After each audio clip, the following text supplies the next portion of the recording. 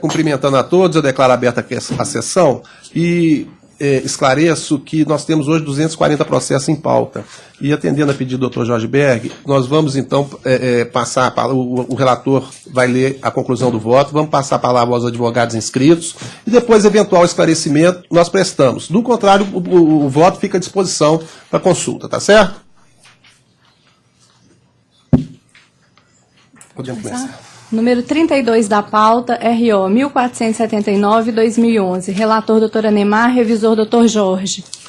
32? 32.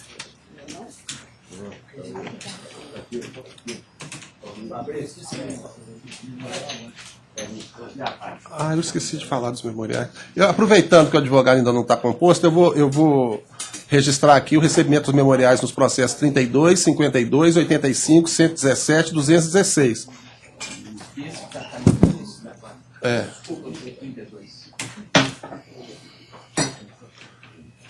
Então, doutora Neymar, o relator. Eu também recebi aqui o do 214. 214 também fica registrado. Senhor presidente, a conclusão no sentido de conhecer o recurso interposto pelo autor e, no mérito, dou-lhe parcial provimento para condenar o reclamado a pagar os substituídos relacionados na exordial as seguintes parcelas. A. Diferença do adicional noturno, vencidas e vincendas, calculadas sobre a totalidade da carga horária mensal, salário base, acrescidas de reflexos em repouso semanal remunerado, e, a partir daí, em 13º salário, férias acrescidas do abono de 2/3, previstos nos acordos coletivos, fundo de garantia, e para aqueles substituídos comprovadamente dispensados até a liquidação em aviso prévio e multa de 40% sobre o fundo de garantia.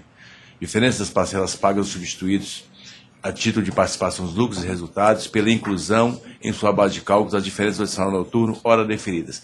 Eu estou acrescentando aqui, senhor presidente, que não tinha havido no voto originário, honorários assistenciais, se tratando de substituição processual, em obediência à nova orientação e o que tem entendido dessa turma, honorários assistenciais na base de 15% sobre o valor líquido da condenação. Tudo sendo a fundamentação, as parcelas deferidas na linha A serão devidas até a data de sua efetiva integração na folha de pagamento substituídos que estiverem com o contrato de trabalho em vigor, obrigação de fazer para a qual a reclamada deverá ser previamente intimada ao cumprimento, sob pena de combinação de multa diária em caso de desobediência. Os reflexos em fundo de garantia deverão ser depositados na conta vinculada dos substituídos. Sobre o valor apurado, incidirão juros de correção monetária e os recolhimentos previdenciários fiscais serão feitos na forma da lei. Não há que se falar em dedução, compensação das parcelas, parcelas quitadas do total da condenação, tem natureza salarial as parcelas, diferente adicional noturno e reflexo no repouso semanal, 13º salário, férias fluídas e aviso pré-indenizado. Investidos na sucumbência, arbitra a condenação, valor de R$100.000 com custo de R$2.000 a cargo do réu. É a conclusão. Pois não, o advogado do sindicato. Sobrou alguma coisa? Sobrou alguma coisa? Que seja seguido o voto do relator. Hein? Excelentíssimo senhor presidente, ilustres embargadores e jogadores, Tem um item ilustres representantes do Ministério Público, senhores eventuários, que seja seguido o voto do ilustre relator. Pois não. O senhor fala pela empresa? Isso mesmo. Pois não, doutor. Bom dia, Bom dia, senhor presidente, eminentes demais desembargadores, digníssimo membro do Ministério Público do Trabalho, advogo sustento pela Vale S.A., recorrida nesse presente recurso ordinário. Eu peço a reforma, o convencimento do ilustre desembargador relator quanto à concessão, né, a reforma que foi reformado pelo voto do relator, a sentença que condenou a reclamada recorrida nessas diferenças de adicional noturno. Primeiro, eu gostaria de ressaltar que a isonomia pleiteada pelos paradigmas do recorrente sindicato são de 79 a 82, junto com em convergência com os paragonados 47 substituídos de 2010 e 2011, com a única exceção do senhor Mário César Rocha, que foi admitido em 98. Então, essa isonomia pleiteada com paradigmas de 79 a 82, com paradigmas recentes, né, com paragonados recentes, ele decorreu, o pagamento dos paradigmas decorreu do regulamento interno de 1982. Já o adicional noturno pago aos paragonados, ele está em plena consonância com os acordos coletivos de trabalho, inclusive validado pelo sindicato recorrente. Nesse mesmo sentido, eu só queria frisar as situações distintas, né? Ressalto a máxima, o princípio constitucional da igualdade, qual seja, não se devemos tratar os iguais de maneiras iguais e sim os desiguais de maneiras desiguais. No presente caso, está patente a desigualdade, a distinção entre os paradigmas e os paragonados.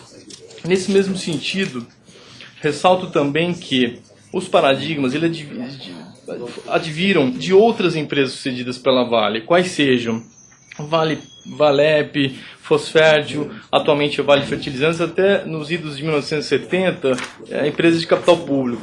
Já os salários destes, eles são inalterados em respeito ao princípio constitucional da irredutibilidade salarial, que não podemos igualitar ou pôr goela abaixo a isonomia desses dois distintos tipos de trabalhadores, né? Outro ponto que eu ressalto com relação à norma coletiva. A norma coletiva, o próprio sindicato recorrente valida ela e ela está em perfeita harmonia com o artigo 7º e 26 da Constituição Federal. Ou se respeita a Constituição Federal ou tivemos que falar em outra legislação pátria. Só ressalto então o artigo 7º e 26 da Constituição Federal, tem respeito à teoria do conglobamento, na qual os próprios substituídos também usufruíram, gozaram dos benefícios que os próprios sindicatos oferecem aos seus sindicalizados, mas especialmente essa validação do adicional noturno. Mesmo porque também, excelências, o sindicato recorrente, ele não pede na inicial a anulação dessa cláusula coletiva. Está inerte nesse sentido, né? Outro ponto também que já decidiu a 7ª turma deste colém do tribunal, em caso idêntico, processo 1184/2006, até bem citado pelo magistrado singular de Uberaba, né? Inclusive, ressalto que esse 1184/2006, ele transitou em julgado com a perda do sindicato. Agora eu peço vênia, só para transcrever em poucas palavras, apesar da pauta bem cheia hoje, bem ressaltada pelo senhor presidente, esse acórdão é da lavra da ilustre juíza Thaisa Maria Macena de Lima, eis que compunha a 7ª turma dessa colém da turma. Vou ler rapidamente o fragmento do acórdão, na qual ela suscita. Os primeiros, no caso dos autos, os paradigmas e paragonados estão em situações jurídicas distintas. Os primeiros foram absorvidos pela empresa reclamada que incorporou a empresa fertilizante, Vale do Rio Grande, a Vale Fértil, Mineração, Vale do Parnaíba, Valep, vindos de outras empresas. Os critérios salariais daqueles empregados não estiverem alterados, em respeito ao princípio da redutibilidade salarial. Quando foram absorvidos pela reclamada, recebiam o adicional noturno na base de 20% do salário base, critério que foi mantido.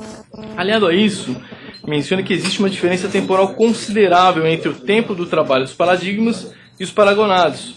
Os primeiros admitidos foram contratados em 79 e 82, enquanto os últimos entre 88 e 2005, emergindo um lapso superior a 10 anos entre os dois grupos. Os substituídos, quando de sua contratação, passaram a receber o equivalente a 30% sobre as horas noturnas.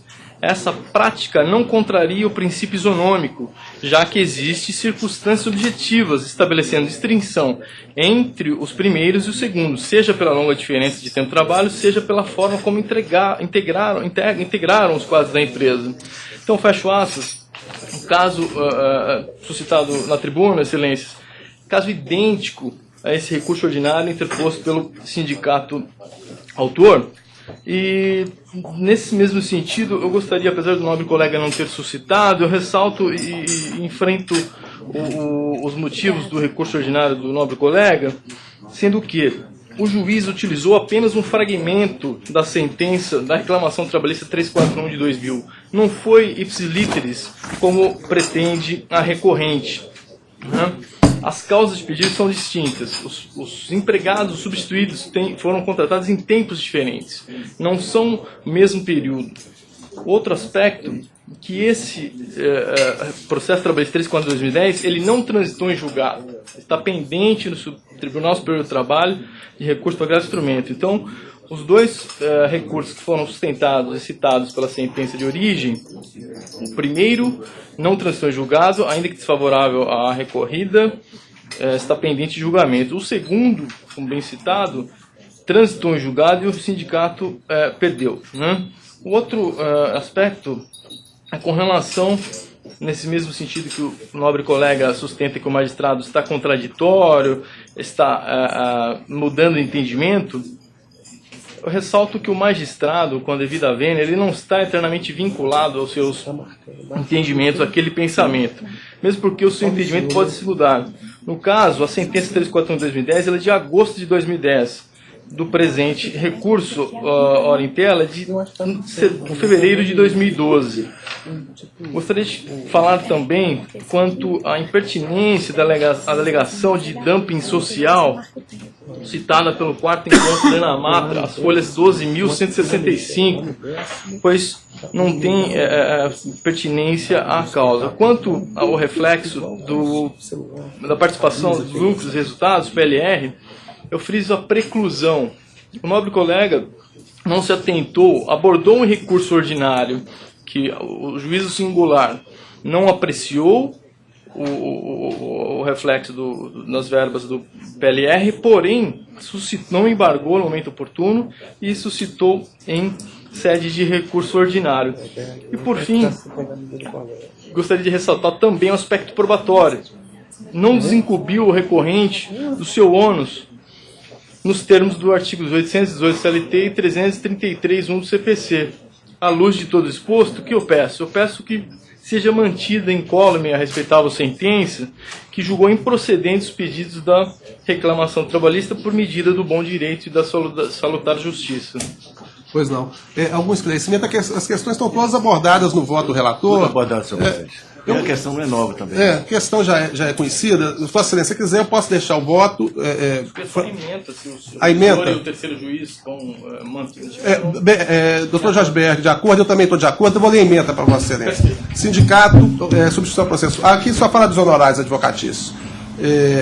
A fundamentação da sentença é que, a fundamentação do voto é que não há razão para se negar a isonomia, que o tempo de serviço, a diferença do tempo de serviço não importa, e que a própria reclamada paga adicional diferenciados para empregados admitidos na mesma data. Então, por isso, esse fundamento dela, da diferença adotada na sentença, de diferença de tempo de serviço, não procede. Só para entender o advogado, se insistiu tanto na questão da equiparação, não se trata de equiparação, a questão aqui é a isonomia constitucional. Certo. Então, é assim se decide. Obrigado, bom trabalho a todos. Bom trabalho. Muito obrigado, Pois não, próximo. Número 24 da pauta, RO 1206-2011. Relator, doutora Neymar. Revisor, doutor Jorge. Primeira, Berg. Primeira opção? Primeira opção. Você também? Primeira. Doutora Neymar, para a leitura da conclusão. A conclusão, senhor presidente, é no sentido de conhecer o recurso e no mérito negar de provimento. Quem fala, doutor? E está pela reclamada? Pela reclamada? Está negando provimento, doutor. Desculpe aqui. Não.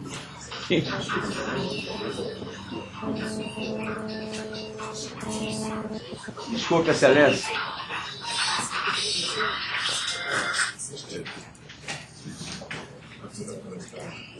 Excelência, com relação à pretensão recursal do autor, Está negando provimento. só se houver divergência, eu sou. Pois não. Poderia Doutor Berg, eu também de acordo, assim se decide unanimemente. Número 33 da pauta, RO 1514-2010. Relator, doutora Neymar. Revisor, doutor Jorge. Doutora Neymar. No 33, a conclusão, senhor presidente, no sentido conforme a determinação do corrente ST, certidão de folha 603, verso, eu conheço o recurso da reclamada, que não estava conhecendo o recurso de revista determinou o conhecimento.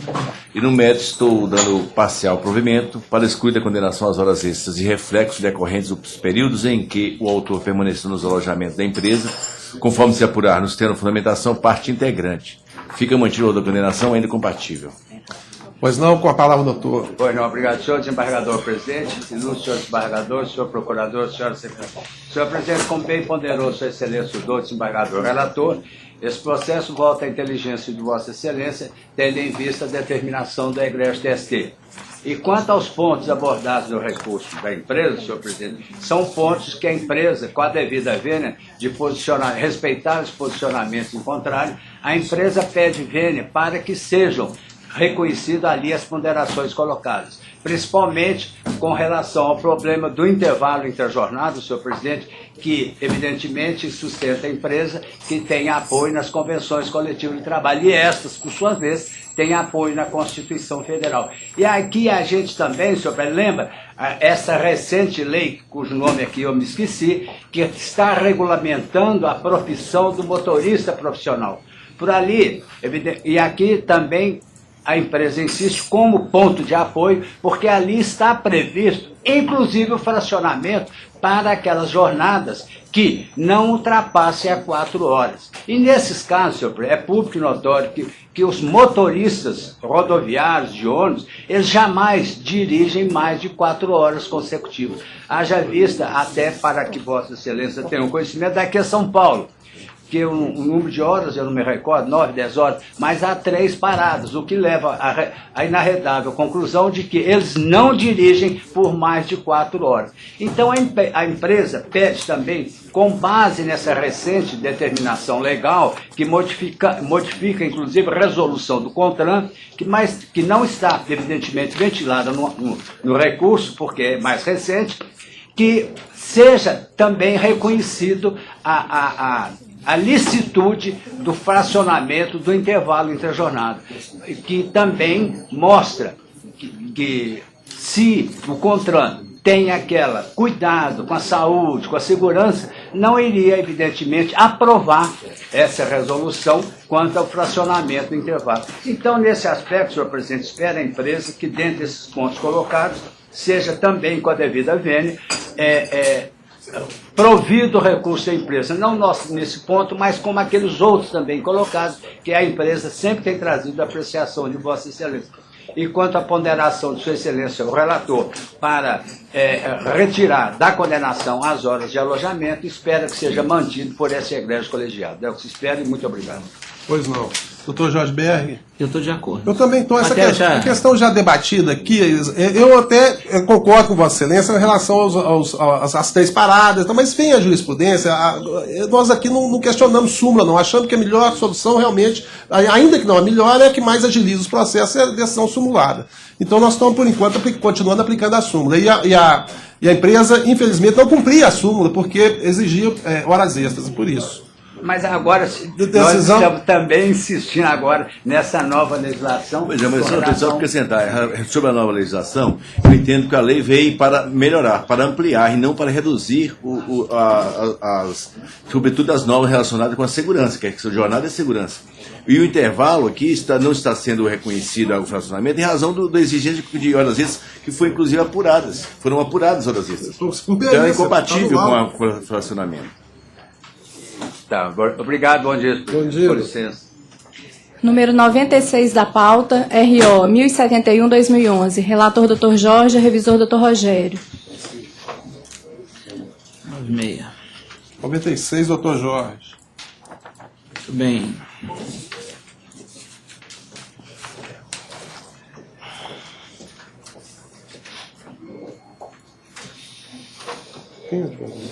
Doutora Cristiane Pereira. Eu tô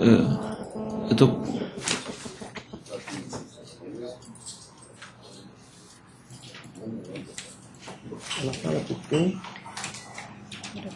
Recorrente. Recorrente, tá ali. Bom dia. Eu estou conhecendo os recursos no mérito negando o provimento da ré e dando parcial provimento da autora para majorar a indenização por danos morais para o importe de R$20 mil. Fixa a condenação na instância em 20 mil.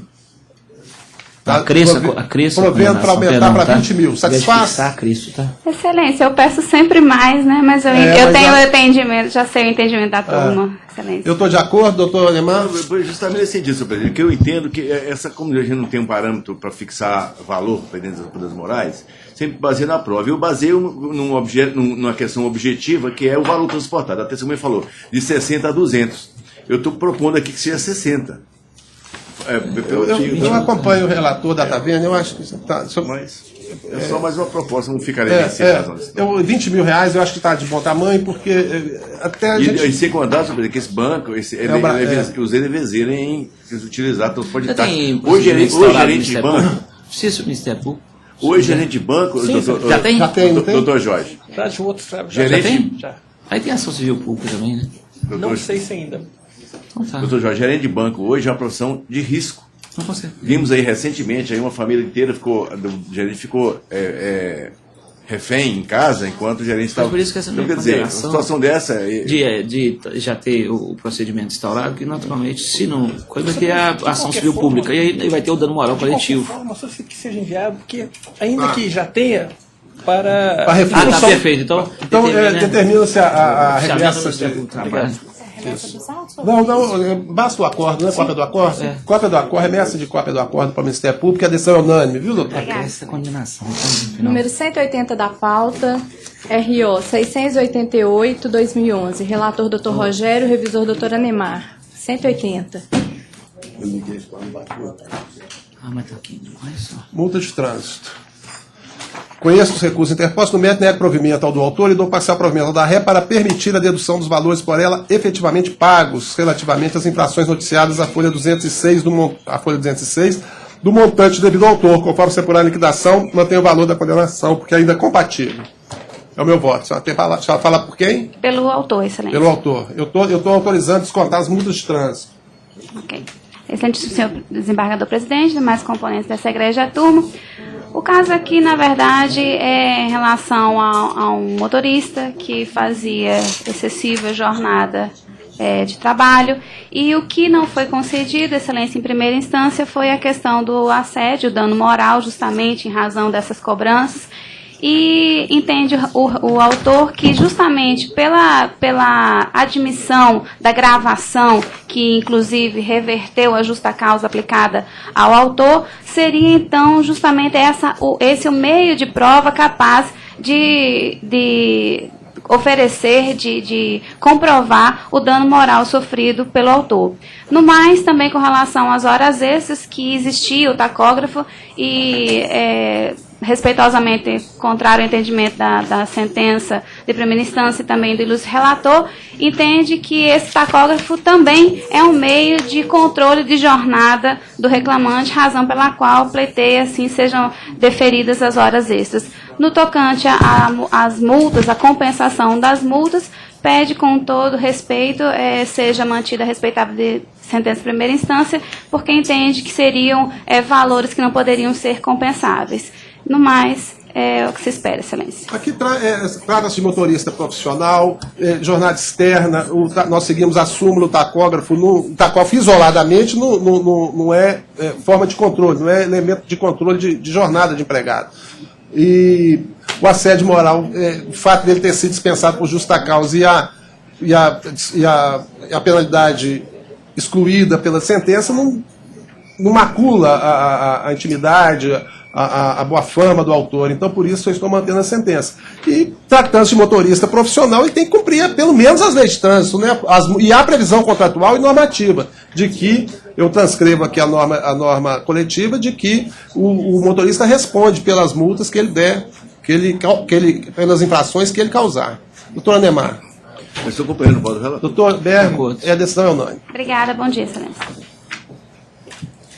Número 99 da pauta, RO 1147-2011. Relator Dr. Jorge, revisor Dr. Rogério. 99. Dr. Jorge. Isso é grande. Pode. Inscrito Dr. Júlio César.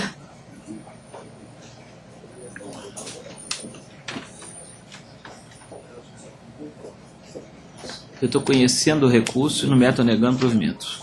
99? 99. eu peguei. Banco Brasil, Edson das 99. Chagas, Banco Brasil. Não fala por quem, hein? 99. Não, pelo recorrente. O recorrente é o banco? Não, é o... O senhor tem a palavra, doutor. Reclamante.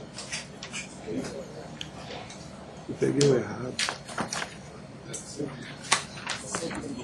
Bom dia, ilustre desembargador presidente, a qual cumprimento os demais presentes na mesa, colegas aqui presentes.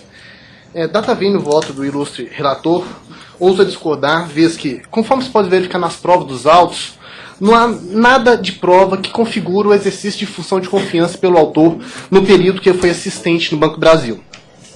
Num primeiro período, como podemos observar, existem dois períodos. No primeiro período, período anterior até setembro de 2007, o autor exerceu a função de assistente de negócio por designação por prazo na agência Amazonas.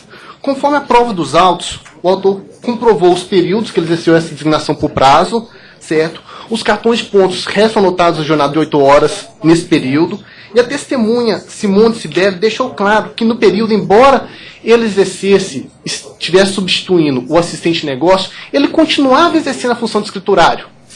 Razão pela qual não poderia ser enquadrado na função de confiança. Isto é, o banco utilizou de um artifício de pagar uma gratificação para o empregado, designar ele por prazo uma função de assistente em períodos pequenos, para exigir para ele uma jornada de 8 horas, embora ele continuasse exercendo as atribuições de escriturário, conforme a prova produzida nos autos. No segundo período, que ele passou a trabalhar na DICRE, no Banco do Brasil, também como assistente de negócio, certo? Nesse período ele passou a exercer efetivamente a função de assistente A, certo? Porém, não restou comprovado que ele possuía autonomia, poder de direção, gerência, fiscalização, chefia que configurasse o enquadramento dele no parágrafo 2º do artigo 224 da CLT. Vejamos alguns trechos do depoimento do preposto do reclamado. Que o assistente analisa as informações do cliente passadas pela agência, fazendo pesquisas cadastrais e fora dos arquivos aplicativos do banco, gerando uma súmula. Que o reclamante não possui subordinados, que o reclamante não tem alçada para voto no comitê de crédito, que quando o gerente não concorda com a súmula gerada pelo reclamante, a palavra final do gerente. A testemunha Simone Sibeli também disse, sendo que o reclamante fazia o levantamento de dados de clientes de uma proposta que já veio da agência por meio eletrônico, sendo que a consulta era de dados internos do banco e os órgãos SPC e Serasa, que após a coleta dos dados, todos os dados eram inseridos para gerar uma súmula, que a súmula não tinha parecer do assistente, apenas todos os dados colhidos para que a mesa de crédito aprovasse ou não a concessão de crédito do cliente. Basicamente, a atribuição do autor como assistente na DIC era colher dados do cliente, seja dados referentes a crédito, CPF, se é devedor em algum órgão, certo? Lançar esses dados no sistema, o sistema gera uma súmula de risco, na qual essa súmula é repassada para o comitê de crédito, para ele aprovar ou não a liberação do determinado crédito. O preposto reclamar nesse depoimento deixou claro ainda que na mesa de crédito, na DICRE, o setor onde que é trabalhado pelo autor, era composto de um gerente de divisão, 2 gerentes de equipe, 7 gerentes de grupo e 51 assistentes que faziam as mesmas coisas que o autor, isto é, coletas de dados para subsidiar a decisão do comitê de crédito. Razão pela qual eu peço venha para que seja provido o recurso apresentado pelo reclamante, dando provimento e deferindo a 7ª e 8ª horas extras nos períodos relacionados ao inicial. Pois não. Doutor Beck, tem alguma... Isso é entendimento subjetivo da prova, né? Aqui são os depoimentos. Transcritos todos os depoimentos. E realmente ele tinha uma fidúcia especial, sim, que ele analisava dados sigilosos, dava parecer sobre a viabilidade ou não do financiamento, do crédito. Eu acompanho o relator, a função era de confiança. Doutor Neymar. Também acompanho, senhor presidente. Decisão unânime. Obrigado, boa tarde. Número 93 da pauta, RO 880-2010. Advogado apenas assistirá ao julgamento. 93. 93. Tudo bem. Tá no Cruzeiro. Eu estou conhecendo de ambos os recursos no mérito negando os provimentos. Aqui eu fiz uma pequena observação que é a exploração daquela loja do Cruzeiro ali na avenida, na rua Guajajara.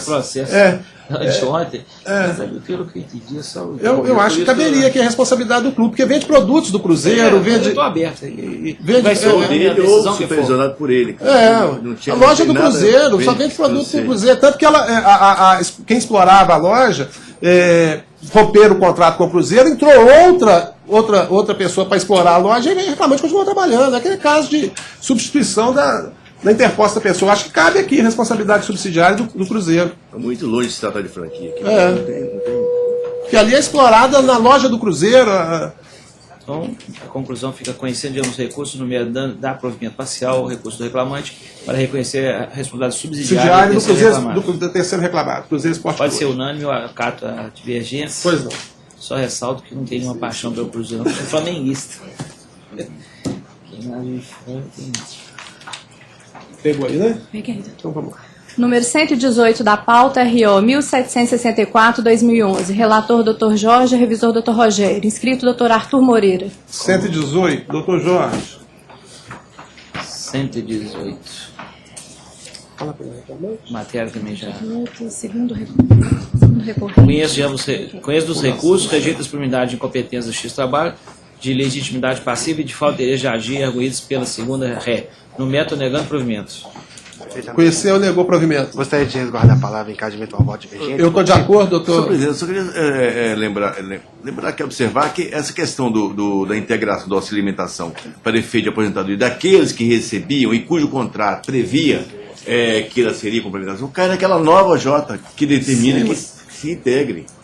Mas aqui aquilo... nós já decidimos, não tem nem sentido. Não, eu até disse na minha vez passada, eu ressaltei essa questão polêmica que ainda. Eu levei até para casa para estudar. Eu até levei isso para. E comprei um livro sobre isso agora. Pois eu sempre entendi isso também. Mas eu preferi, a princípio, manter essa. Eu fiz aquela decisão anterior, que eu até fiquei derrotado.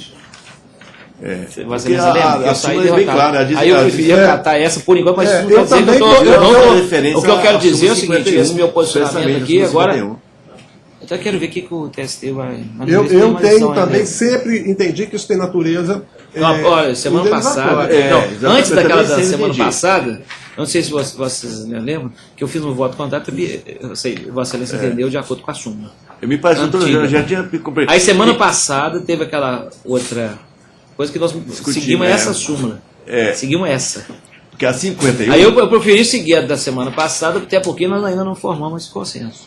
Que a súmula 51, ela alcançava aquela situação das pessoas que já eram aposentadas e recebiam. O doutor já levantou que ele não foi específico. Aí agora vem essa nova súmula dizendo que não integra, mesmo que... Aí bota lá entre parênteses, súmula 51. Então eu entendi que houve expressa referência a ela quando se tratava dos casos da Caixa Federal.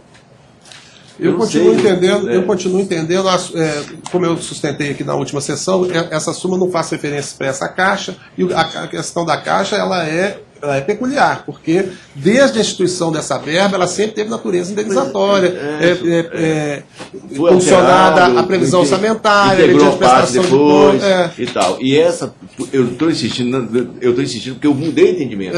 Porque essa súmula fala independentemente de se prever convenção coletiva ou PAT. Ou seja, mesmo que a empresa venha depois de integrar o PAT, nem isso retira a natureza salarial da verba, se ela, por ocasião do contrato de trabalho, tinha natureza salarial.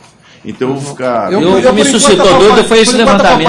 O que me suscitou dúvida, doutor Neymar, o que me suscitou dúvida, por enquanto, é esse posicionamento que o doutor Rogério falou, que não foi específico da Caixa. Como ainda não vi nada do TST sobre, por isso eu estou guardando. Então, questão até de política judiciária. Vencido, doutora Neymar, no recurso do reclamante. Eu vou ficar vencido nisso. Que assim se decide. Número 27 da pauta. AP 1274-2009. Relator, doutora Neymar. Revisor, doutor Jorge. Inscrito, doutor Antônio Miranda de Mendonça. 27, né?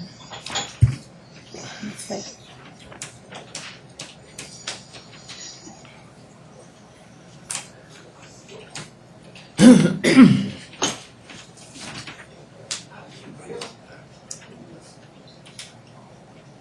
Doutor Jorge.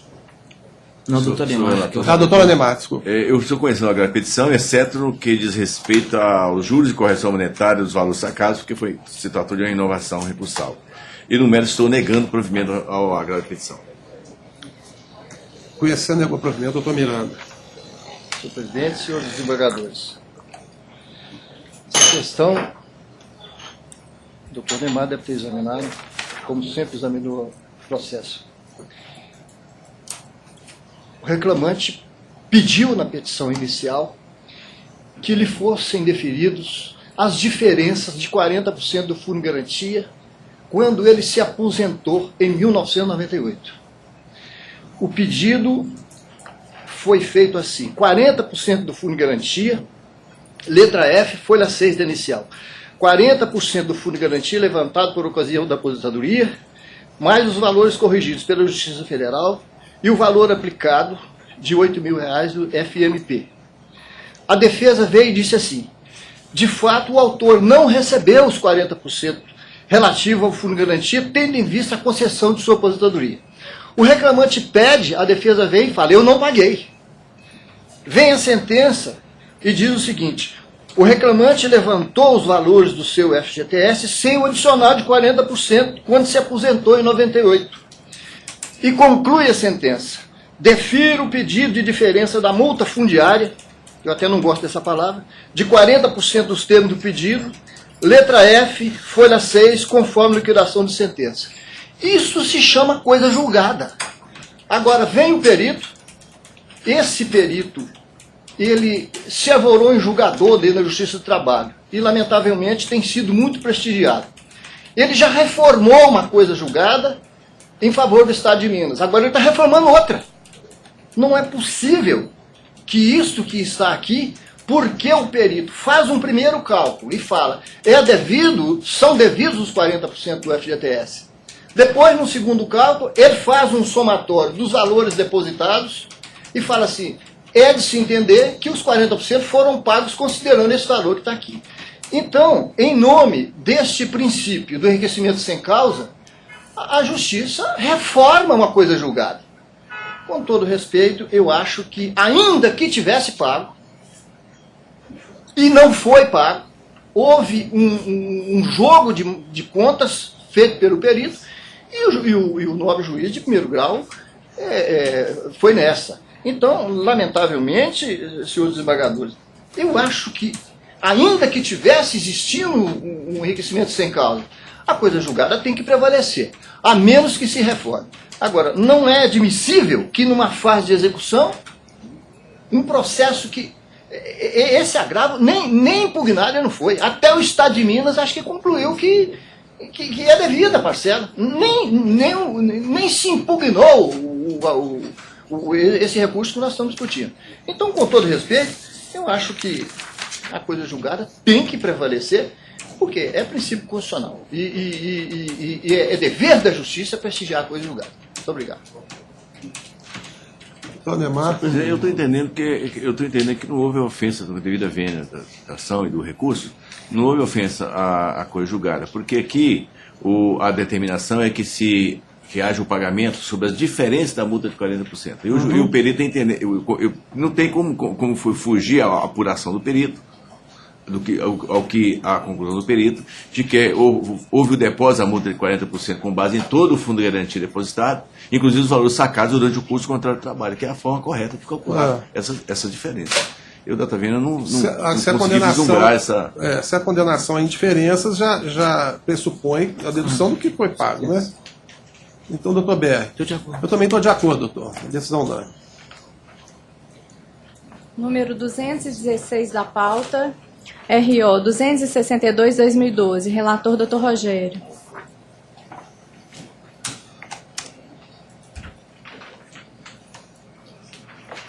Eu conheço do recurso. Quem vai falar? O senhor? Sim. Fala por quem? Pela recorrente. Eu conheço do recurso e das contrarrazões, nego provimento ao pedido relativo à litigância de má-fé por não identificar comportamento temerário da recorrente. No tocante ao recurso ordinário, rejeita a preliminar de suspeição da testemunha e no mérito nega o provimento, confirmando a sentença por seus próprios juízes fundamentos nos termos do artigo 895, parágrafo 1º, inciso 4 da CLT. É um processo de rito sumaríssimo que eu estou mantendo a sentença. O senhor tem a palavra. Excelentíssimo senhor desembargador presidente, a pessoa com cumprimentos mais ou menos da coluna da turma, data máxima vênia, a proposta de voto do ilustre relator, ousa a recorrente discordar em alguns pontos. Primeiramente, com relação preliminar, invocou o juiz de primeira instância pela aplicação da súmula 357 do colendo TST. No entanto, essa súmula não abrangeria o caso em comento. Por quê? Não se discute aqui tão somente a questão de existir ação contra o mesmo empregador, mas sim a existência de uma mesma ação com o mesmo objeto e mesmo procurador. Por óbvio, se eu sou testemunha no processo, eu tenho interesse naquela lide, porque ela vai influenciar diretamente na minha ação, porque o objeto é idêntico. Então, data máxima vênia, nesse aspecto, pede-se vênia seja acolhido a contradita e, por conseguinte, julgado improcedente o pedido nesse aspecto. Por quê? No mérito, o juiz sentenciante piso, ele balizou o seu julgamento exatamente no depoimento dessa testemunha. E como que se comprova o vício de consentimento, aquela vontade manifesta de beneficiar o autor? A testemunha ouvida a rogo da ré demonstrou de forma clara que, apesar de não almoçar diretamente com o reclamante, almoçava com a testemunha do reclamante. E afirmou de forma categórica que eles gozavam efetivamente uma hora de intervalo e que não existia qualquer determinação de empresa para a ausência desse gozo. A primeira testemunha ouvida a rogo do autor também confirmou que gozava de uma hora de intervalo. Ora, como que a primeira testemunha do autor gozava de uma hora, a testemunha da ré gozava de uma hora, e tão somente a testemunha contraditada não gozava de uma hora? Então, pede-se atenção dos ilustres julgadores nesse aspecto para demonstrar não só a questão da suspeição, mas do próprio vício da prova incapaz de gerar procedência do pedido. Superada essa questão que se admite apenas pela eventualidade, traz à baila aqui dessa tribuna a discussão sobre a aplicação ou não conjunta da OJ 307 com relação à questão do intervalo entre a jornada. Por quê? Entende a recorrente que, se devidas às horas extras intervalares, essa seria tão somente com relação às diferenças não gozadas. Por quê? A atual súmula, a atual OJ 354, atribuiu o caráter salarial a essa verba. Ou seja, se ela é salarial e gera reflexo, eu não posso falar em aplicação de uma hora, porque senão vai vir enriquecimento ilícito. Porque se ela é indenizatória, não pode gerar reflexo. Então, face a essa contradição entre as duas OJs, reforça a tese de que, se devido intervalo, faz jus o autor tão somente à diferença não gozada.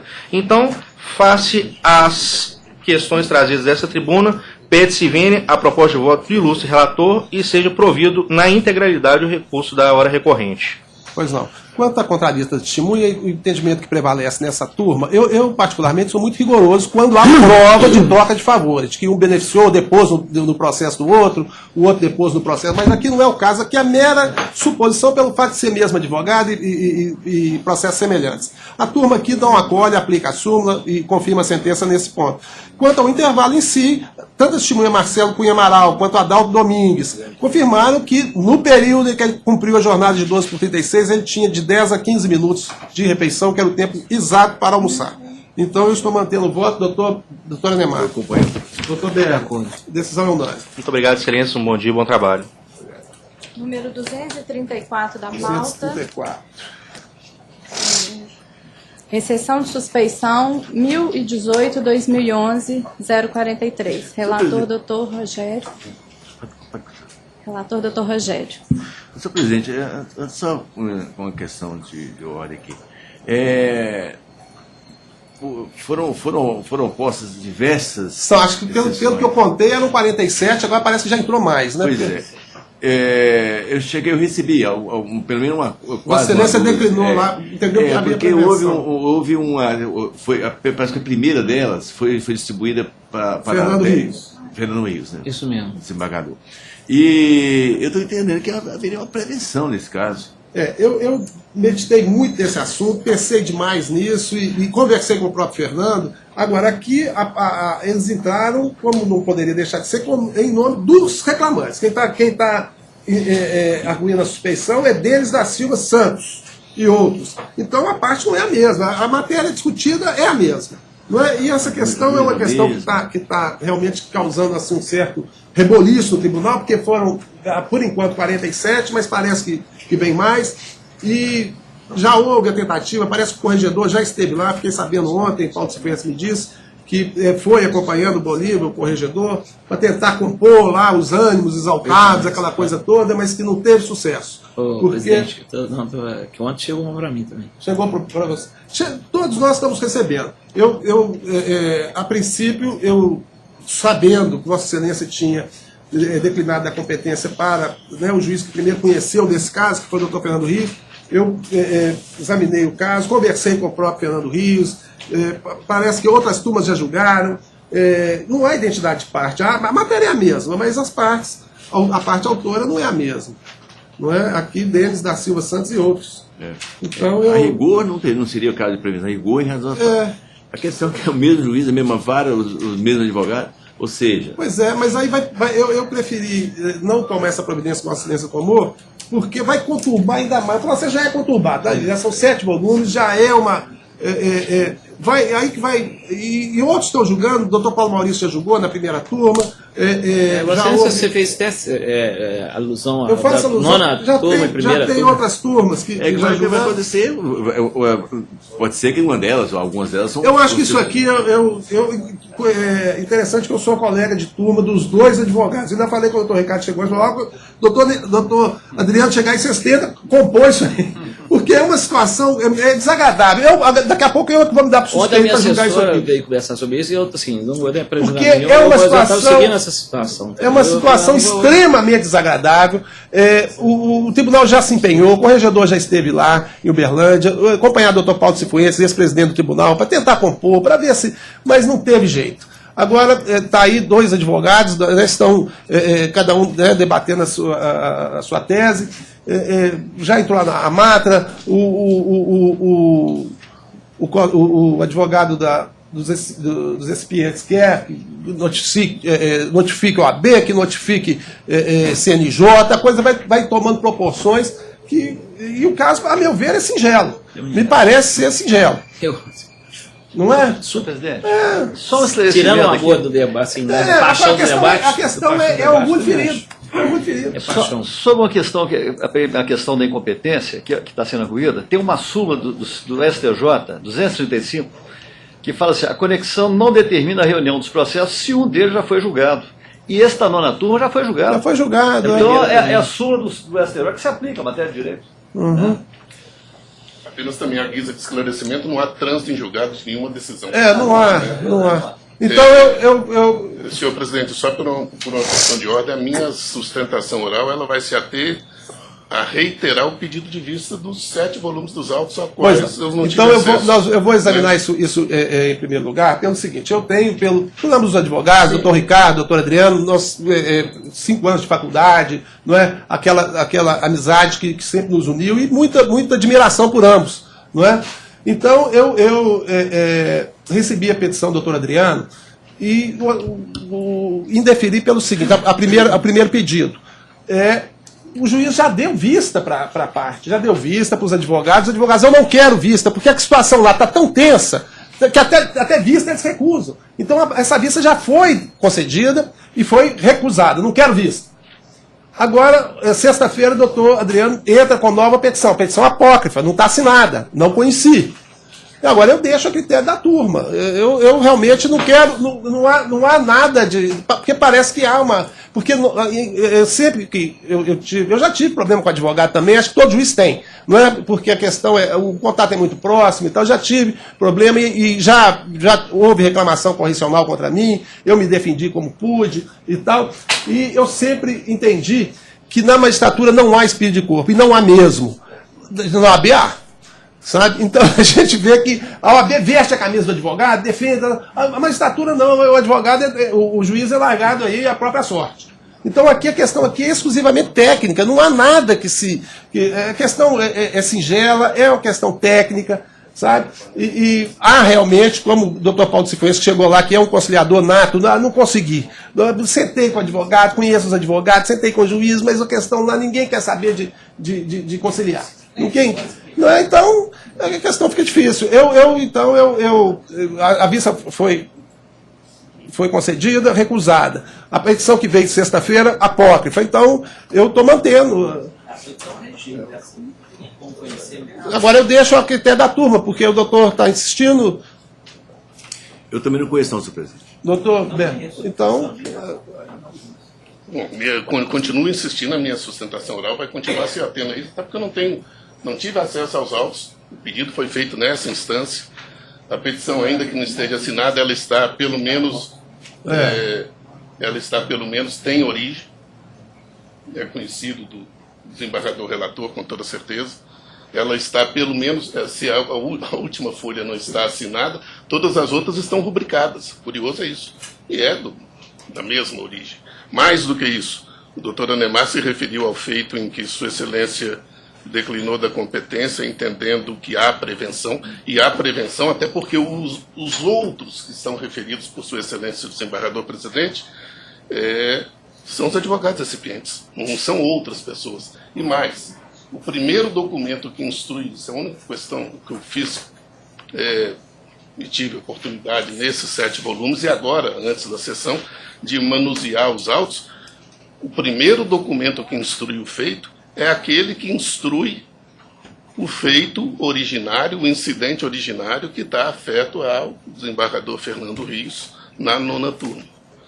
Mais do que isso, em todos, rigorosamente todos os outros, não só esse referido do desembargador Anemar, onde foi concedida vista, por igual foi concedida vista absoluta e rigorosamente em prestígio do contraditório e da ampla defesa, em diversos processos ali referidos.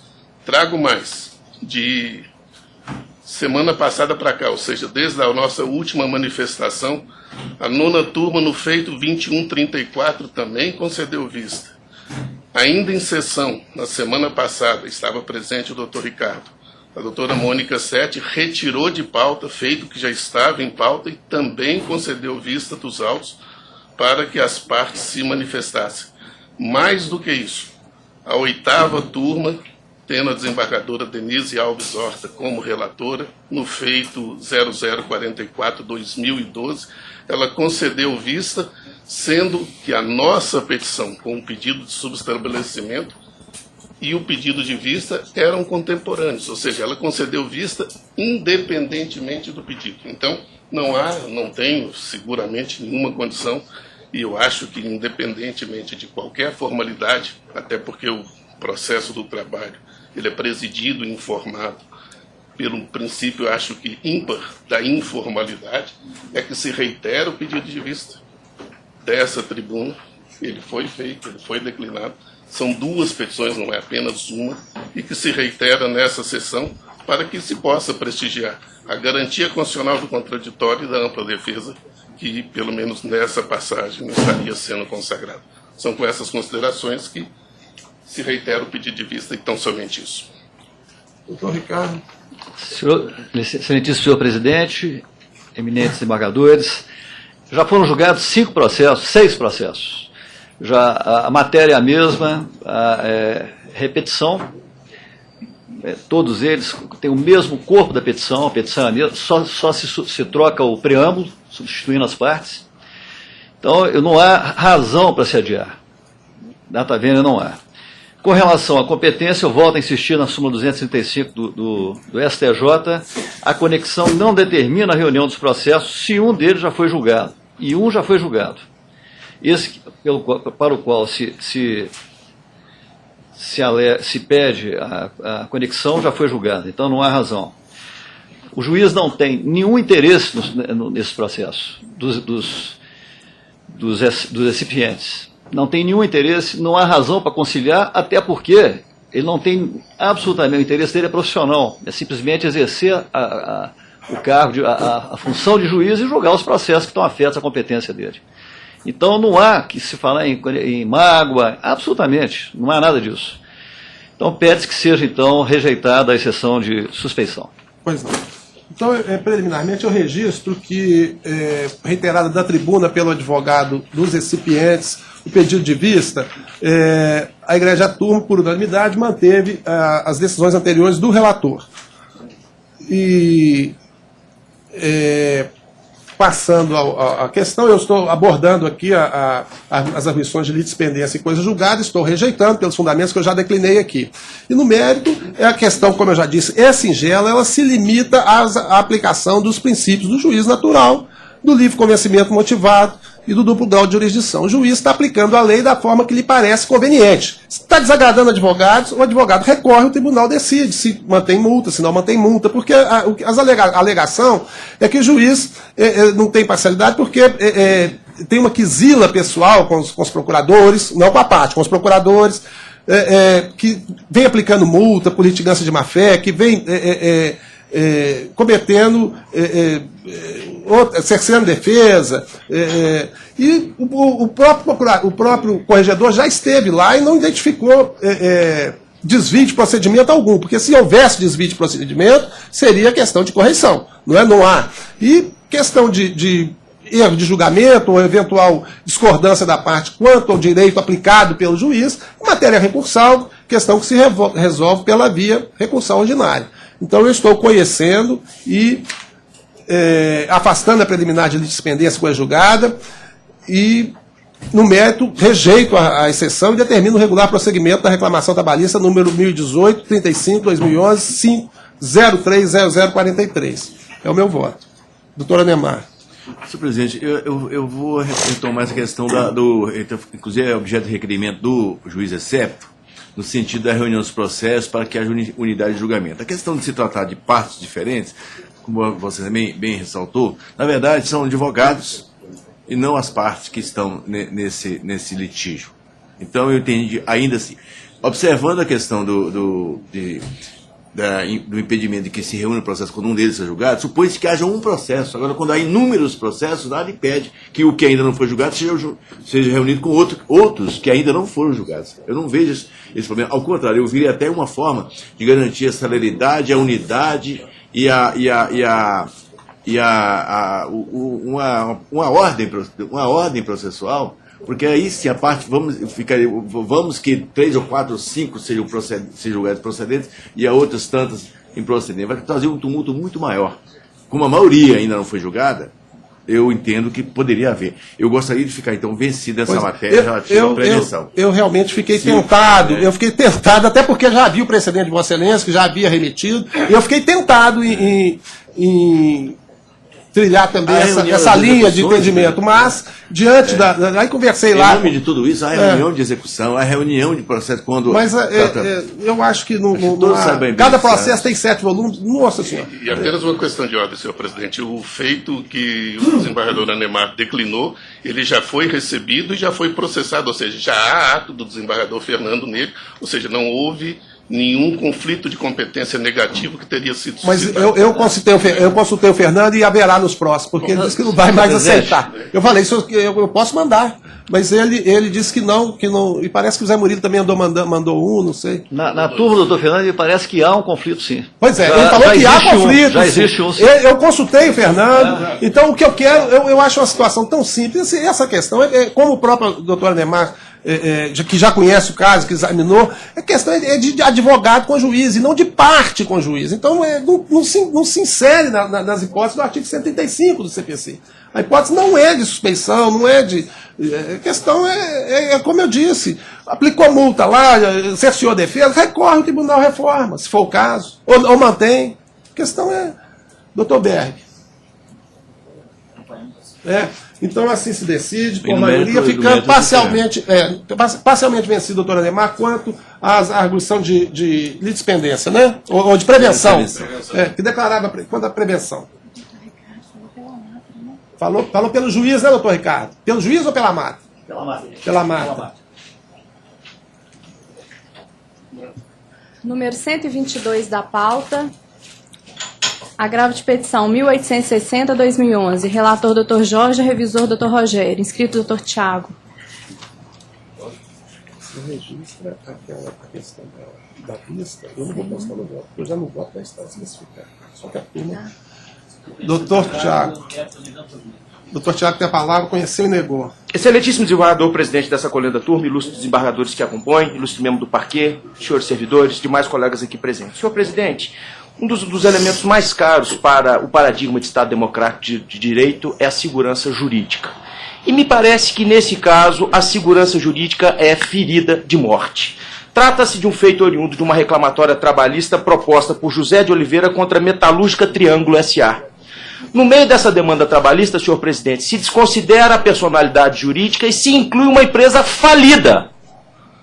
Após a quebra dessa empresa, se inclui ela no polo passivo satisfativo e avança na execução dos bens arrecadados por essa massa falida. Todos bem sabemos, senhor presidente, que existe a visa atrativa nas massas falidas, até mesmo para a observação e a subserviência a par condício creditorum. É o que se acontece aqui. O documento juntado de folhas 40 demonstra que José de Oliveira entrou com uma ação contra Metalúrgica Triângulo S.A. A seu turno, a matrícula do registro de imóveis, senhor presidente, mostra que esse imóvel não é da Metalúrgico Triângulos S.A., é da HB Terrenos, cuja quebra está registrada no registro do bem levado à asta pública. A grande questão que se afigura e que se põe a vossas excelências é: pode ou não pode qualquer juízo trabalhista, federal, eleitoral, criminal pegar um bem arrecadado por uma massa falida com vistas de forma oblíqua a quebrar a par condício creditorum? E não é só, senhor presidente. Isso já seria o quanto basta para se demonstrar a procedência da pretensão. Esta pessoa fez um requerimento na massa falida, a proprietária desse imóvel, esse requerimento submetido ao parquê, que também funciona como em todo o processo na massa falida, foi deferido e se determinou a outorga de escritura a essa pessoa que tinha comprado esse terreno antes do termo legal. Essa decisão transitou em julgado. Então, primeira decisão da massa falida transitada em julgado. Ele tentou registrar esse documento expedido pela síndica da massa falida junto ao registro e suscitou-se uma dúvida. Mais uma vez, ele enfrentou a dúvida suscitada pela vara de registros públicos e conseguiu também, com trânsito em julgado, registrar o terreno em seu nome. Então nós temos aqui, senhor presidente, não apenas a arrecadação pela massa falida de um imóvel, mas duas decisões transitadas em julgado. Todos bem sabemos que a maior segurança que todos temos, se é que existe ponderação de valores, é aquela aurida do inciso 36 do artigo 5º da Carta Fundamental. E me parece que há uma coisa julgada manifestamente inconstitucional nesses autos. Razão por que, senhor presidente, em respeito a essa par condício creditorum, é que se espera que não se possa arrecadar excutir um bem arrecadado por uma massa falida, e nem bem ainda em que haja dois enfrentamentos com sobrevinda de trânsito em julgado, sob pena de violação clara, manifesta e inequívoca, tanto ao paradigma de Estado Democrático de Direito ao do artigo 1º da Carta Fundamental, quanto ao inciso 36 do artigo 5º, Justiça. Pois não. Mas Vossa Excelência entrou no mérito, a questão aqui é que os embates não foram conhecidos em primeiro lugar. Então o que se tem para decidir aqui é se cabe ou não conhecimento, seria o caso de devolver para julgar lá. Não é? Porque eles não foi conhecido. E o relator está entendendo que realmente eles foram interpostos tempestivamente, está mantendo a decisão de primeiro lugar, que não conheceu dos embargos. Então não entrou intempestivo. Doutor Berg, eu também estou de acordo, a decisão é unânime, não conheceu, quer dizer, manteve a decisão que não conheceu, então não entrou no mérito que Vossa Excelência sustentou. Número 89 da pauta, RO 737/2011, relator Dr. Jorge, revisor Dr. Rogério, inscrito Dr. Guilherme Teixeira. Pois não, Dr. Jorge.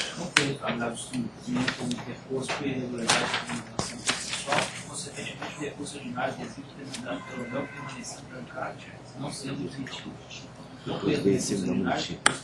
Está na casinha. Conheço do recurso ordinário do reclamante que vetou parcial convite para condenar o reclamado ao pagamento das horas superiores a quadragésima na parte semanal que acabou da jornada fixada na documentação do requisito adicional condicional e na sua falta do legal. Esse sobre a verba terceira adicional e contorno e fundo garantido para o provimento ainda para condenar o reclamado ao pagamento de indenização substitutiva pelo lanche não fornecido no valor de R$ 3,00 diários nos dias em que extrapola a jornada diária de 8 horas, desde que a prestação tenha ocorrido por período não inferior a 1 hora, limitada a R$ 104,00, conforme o limite imposto no inicial e ao pagamento da multa do artigo 477, parágrafo 8º da CLT. Aumenta o valor arbitrário da condenação para R$ 20.000, com custo pelo reclamado no valor de R$ 400. O senhor tem a palavra, doutor? Obrigado, excelência. Excelentíssimo senhor desembargador presidente, excelentíssimo senhor desembargador, excelentíssimo desembargador presidente, peço vênia para discordar do voto do eminente relator, inicialmente no aspecto do não conhecimento do agravo do instrumento, isso porque, do negativo do agravo do instrumento, isso porque o recurso ordinário na qual o reclamante desistiu na ocasião da interposição dos embargos pelo reclamante, se trata apenas da existência do recurso e não do direito de recorrer. E o recurso posteriormente interposto se trata de recurso adesivo, o qual angaria outros requisitos distintos daquele do recurso ordinário. Então, a desistência pleiteada em relação ao recurso ordinário, propriamente dito, o principal, ele não afeta o direito de recorrer adesivamente. É o que se pede pelo reconhecimento do agravo do instrumento e, por via de consequência, conhecer e prover o agravo, o recurso ordinário adesivo. Quanto ao aspecto propriamente dito das razões recursais apresentadas pelo reclamante, pede vênia também ao voto do eminente relator, isso porque o recurso ordinário na qual pleiteia as horas extras se tratam de horas extras na qual o reclamante exercia atividade esculpida no artigo 62 da CLT, ou seja, atividades externas, na qual eu mesmo não estava sobre o controle e sobre o efetivo manuseio dos cartões de pontos por demais empregados da reclamada. Diante de tais considerações, excelência, esse aspecto das horas extras estaria elidido em virtude desses padrões de trabalho exercido pelo reclamante. Quanto ao mais, excelência, pede para que seja negado provimento ao recurso do reclamante e dado provimento ao recurso adesivo da reclamada. É o que se pede. Pois não. Algum esclarecimento, doutor Berg? A questão do não conhecimento é por falta de provação, mas até de custo que foi pago em processo totalmente díspare desse. Não é questão, não se resume só a questão ao direito. Eu acompanho o voto do relator, eu fico vencido apenas, como já é de conhecimento, na multa do 477. Também estou de acordo. Então, a decisão é por maioria, eu fico vencido apenas na multa do 477, assim se decide. Obrigado, excelência. Bom trabalho. Vamos dar uma interrupção aí de 5 minutos.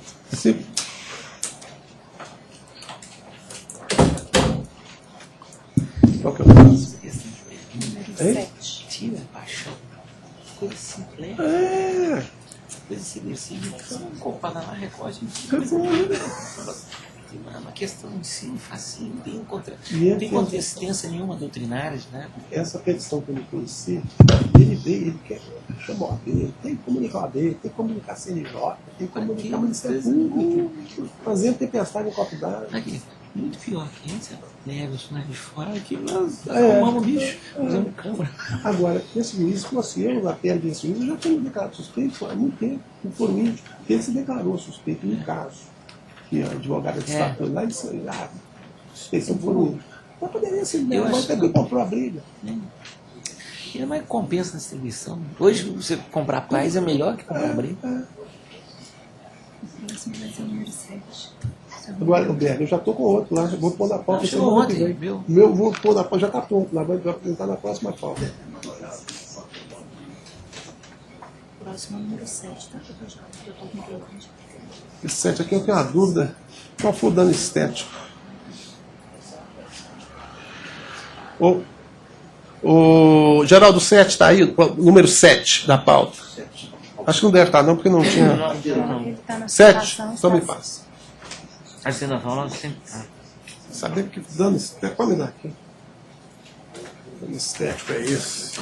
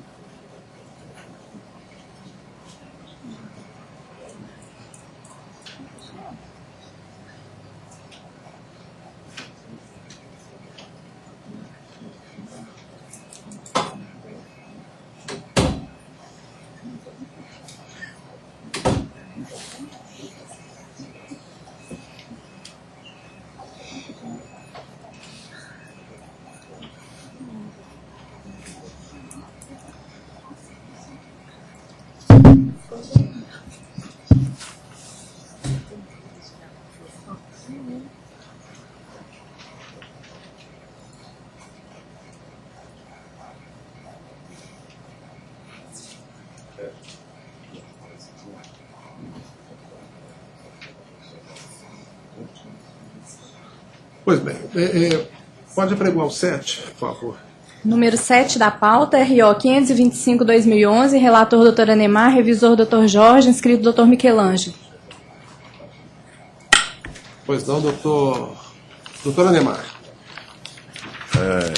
Eu estou conhecendo o recurso interposto pela reclamada e, no mérito, dou-lhe parcial provimento para deferir ao reclamante uma pensão mensal vitalícia correspondente ao valor de sua última remuneração percebida, incluindo-se o 13º, com os mesmos reajustes concedidos aos demais empregados, sendo devida a partir da data do acidente de trabalho, em 8 de setembro de 2010, até a data em que o mesmo completar 72,8 anos, e deverá também ser constituído capital para o pagamento das prestações vincendas, os termos do artigo 475 caput do CPC.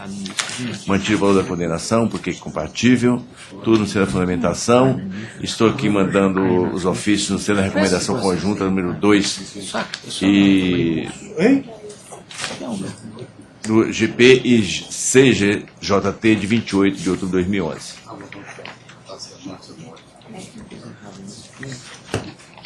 Pois não, doutor, o senhor tem a palavra.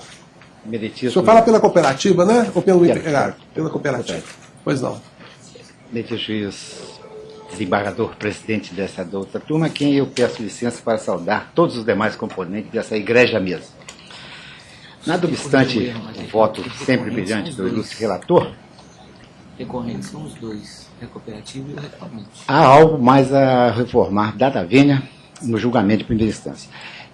Primeiramente, quanto à preliminar de uma nova perícia feita por um especialista em problemas do joelho, com um acidente de um saco de café que escorregou e atingiu o joelho. Se me permite, só uma interrupção, até questão de ordem, estou vendo aqui, que na verdade o recorrente são os dois, a cooperativa e o reclamante, isso que eu estou vendo aqui. Doutor Anemar, na conclusão, não, o senhor me perdoa, tá, doutor? Não, perfeitamente. Mas a questão realmente tem que corrigir até para você. Mas constou... Eu estou verificando aqui, doutor Anemar. Não conheci. Porque o recurso conheço o recurso interposto pelas não foi conhecido, não foi conhecido. É porque não foi conhecido por intempestivo. Já no primeiro grau e ele entrou com um agravante. ele não foi recebido em primeiro grau. Tá, não perdoa, então me perdoa. Isso é na conclusão. Agora suscitou minha dúvida aqui nesse momento, desculpa aí, tá? Tá. Pode continuar com a sua desculpa aí, tá, doutor Miguel? Não, eu estou vendo aqui, mas... Eu queria primeiro confirmar todos os termos do recurso ordinário, que é da melhor qualidade. Quanto ao pedido de nova perícia, Vossa Excelência examinou, deferiu ou não a preliminar de... Não, eu deferi. Eu já tinha visto. Porque foi uma perícia feita por um profissional não especialista em problemas do joelho. Quanto ao mérito propriamente dito, o que há, não se nega a existência do acidente, nega-se a participação, a subjetividade do fato. Não há a culpa direta da empresa no evento danoso. E ainda que se admita a responsabilidade objetiva, que não é o caso, a empresa é uma empresa responsável, ela cuida dos interesses, faz o seu seguro constitucional e o recorrido. Trabalhou muito pouco tempo, só viveu de licenças médicas e o fato dele, com todo respeito aos gordinhos, ele pesava quase 200 quilos e foi uma das causas que realmente concorreu para o acidente ao carregar uma saca de café nesse sentido. Eu acho que houve uma concorrência, ainda que talvez involuntária, desse... Mas, superado isso, nas horas extras não há uma prova efetiva. O dano material não tem nenhuma comprovação sobre lucros cessantes, que data vênia não é o caso, e o excesso de condenação, R$310 mil por um dano que a empresa recomendava, médicos, que ele fizesse regime, que ele adquirisse um peso compatível com a atividade, jamais foi exercido. Ele conseguiu emagrecer justamente quando estava alguma coisa, aliás, até aumentar o peso, desculpe, porque ele ficou, dito por ele, uma ociosidade, e não aproveitou a sua ociosidade para cuidar do sobrepeso que ele acarretou o acidente. Então, o meu debate, não negando o acidente de trabalho, está reconhecido, CAT, existe nos autos, mas sobre o excesso de condenação, quase que inviabiliza uma empresa com essa condenação de superior a 470 até 500 mil, em função da decorrência dessa condenação. Então, pede-se, com todo respeito pelo voto do ilustre relator, que seja reformado, reduzido de forma contundente os valores da condenação e o próprio honorário, os próprios honorários do perito, que superam os patamares e os parâmetros dessa justiça, excelência. Pois não, Senhor presidente, é só uma crítica aqui. A questão são duas questões. Eu estava vendo o provimento. Os 310 mil reais foram excluídos da condenação para manter apenas a pensão. E a pensão da cena integral em razão de que ele está permanentemente válido para o trabalho, conforme a conclusão do laudo pericial. A outra coisa, a questão que merece esclarecer é que o acidente aqui não foi em razão do peso do reclamante, da obesidade do reclamante, porque na verdade foi uma saca de café jogada por um colega que caiu sobre a perna dele. Então, quer dizer, mesmo se ele fosse magérrimo, a situação seria a mesma. Certamente que a recuperação poderia ser pior nessa situação, né? E, então, essa razão, eu estou entendendo que essa condenação aqui está módica em razão de que manteve-se apenas os 20 mil reais para a indenização por danos morais e a condenação numa pensão mensal vitalícia, limitei a 72,8 porque há uma limitação no pedido inicial e por essa razão eu estou entendendo que o recurso acabou sendo bastante atendido em razão do que foi deferido nessa instância, né? Quanto ao restante eu mantenho só esse acrescimento que eu ia prestar. Doutor Jorge Berg. Eu acompanho o relator. Pois não. A questão da responsabilidade objetiva eu realmente não adoto, porque a Constituição é pacífica, né? Literal. Pois é. Agora, a empresa responde. No caso de culpa, não é? A responsabilidade subjetiva pelo acidente está pacífico, está prevista na Constituição. Agora, a responsabilidade da empresa pelos atos dos seus prepostos, empregados, ela é objetiva. Essa responsabilidade é objetiva. 114, Então, aqui no caso, um outro empregado julgou uma saca de 60 quilos de café no joelho do reclamante. Ele sofreu aqui uma entorse, no primeiro momento uma entorse, e eu acho que a gente não pode afastar realmente o peso dele, a compleição física dele. Então, a primeira coisa que ele sofreu foi uma entorse, mas disso, depois de tratado e tal, restou um status pró-entorse da articulação do joelho direito e com lesão do ligamento colateral medial. Lesão de caráter total e permanente. Essa questão do ligamento, eu operei de joelho tem 1 ano, estou bonzinho da Silva. O nosso colega aqui, Antônio Gomes, que virá aqui mais tarde julgar uns processos de suspeição do Dr. Berg, também operou o ligamento cruzado. Jogador de futebol opera isso todo dia. Aí daí 2 meses, quando jovem, né, daí 2 meses tá jogando bola de novo. Eu não vejo, realmente há um dano. Agora, essa pensão vitalícia, para um caso desse, é que eu acho um pouco demais. Eu proporia, quer dizer, eu já fiquei vencido, mas eu reduziria essa pensão. O dano estético é porque ele ficou com a patela fora do lugar e tal. Então eu fico vencido apenas quanto aos danos materiais, que eu reduziria de 310 mil, eu reduziria para 20 mil pagamento único. Porque somado com os outros 30 mil do dano moral e mais 20 mil de dano estético, vai dando um total para ele de 70 mil, que eu acho que cobre esse acidente aí. Então fico vencido só nessa parte. Reduziria a indenização por danos materiais para 20 mil em pagamento único. É o meu voto e a decisão é por maioria. Muito obrigado.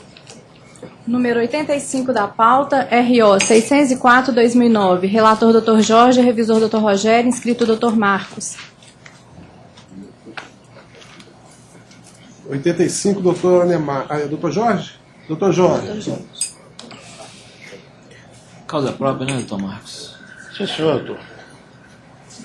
Estou conhecendo os recursos enviados. Quanto ao apelo do reclamado, estou dando parcial provimento para, primeiro, pronunciar a prestação total em relação às pretensões constantes dos itens 4 e 5 do rol de folhas 15, bem como seus consectários, extinguir no processo com resolução do menos termo do artigo 269, inciso 4 CPC.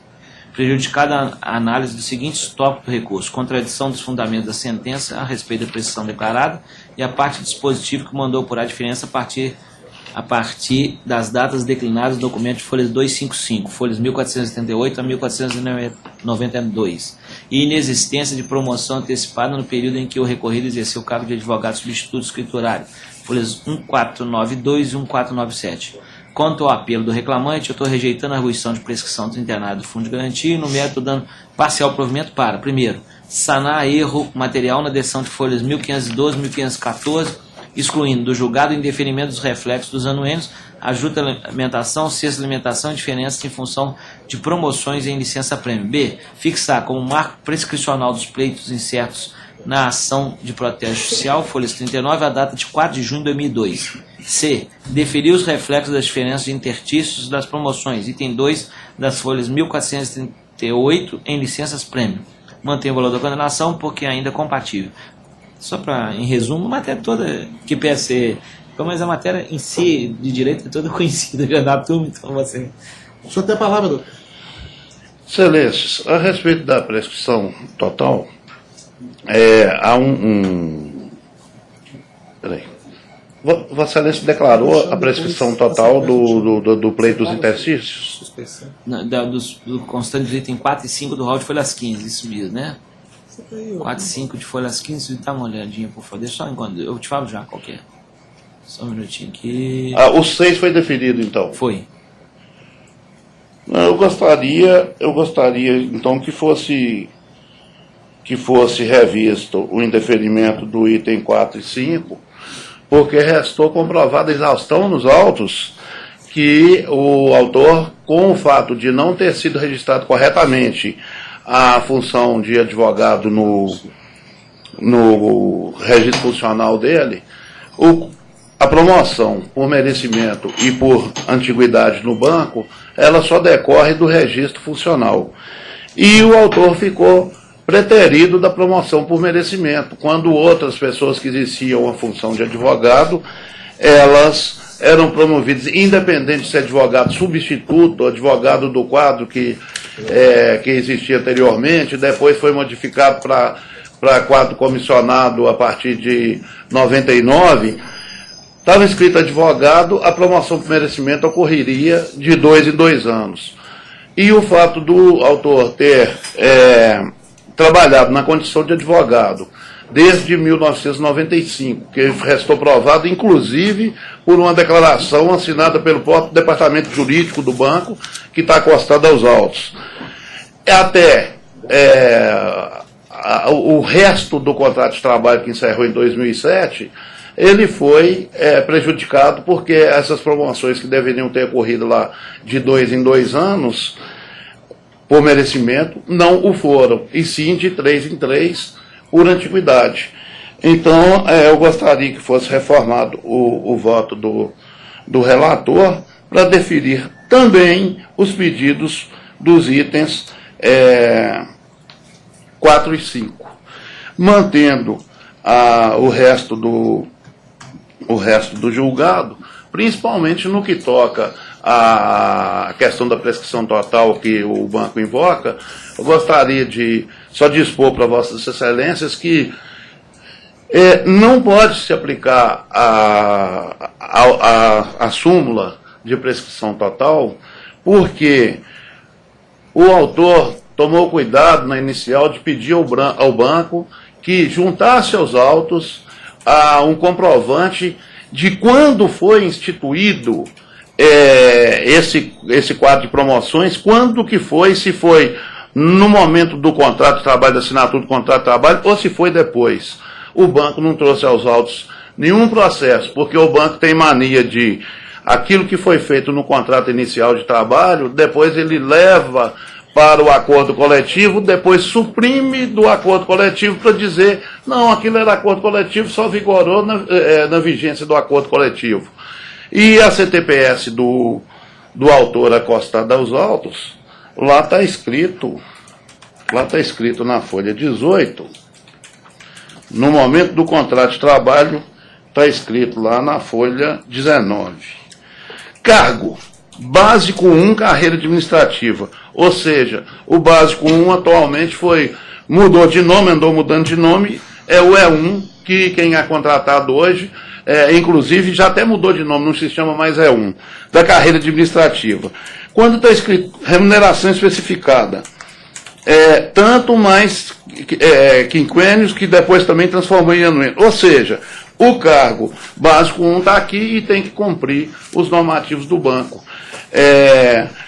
Analogicamente, há de ser aplicada, como foi aplicada, a súmula 288, que é aplicada para complementação de aposentadoria, ou seja, vale a data do contrato, o regulamento em vigência na data do contrato, com as modificações posteriores, desde que mais benéfica. Isso por analogia, simplesmente. Era uma explanação que eu gostaria de fazer, e o meu requerimento é esse, de que fosse deferido os itens 4 e 5, cujo indeferimento foi pronunciado pelo Dr. Jorge, porque restou comprovada a exaustão, o prejuízo do autor. O problema é que foi acolhida a prescrição, né? Porque não constou da ação de protesto, não é isso, doutor? Isso mesmo.